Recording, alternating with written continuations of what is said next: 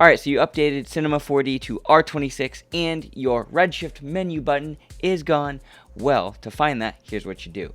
Go to Edit and Preferences. Once you see your Preferences window, go to Renderer and Redshift. Then you're going to select Redshift main menu, and magically your Redshift stuff will be right where you left it before you updated. Hope this tip was useful. Happy rendering, and eat 1 gram of protein per pound of body weight and you'll make some gains. Bye!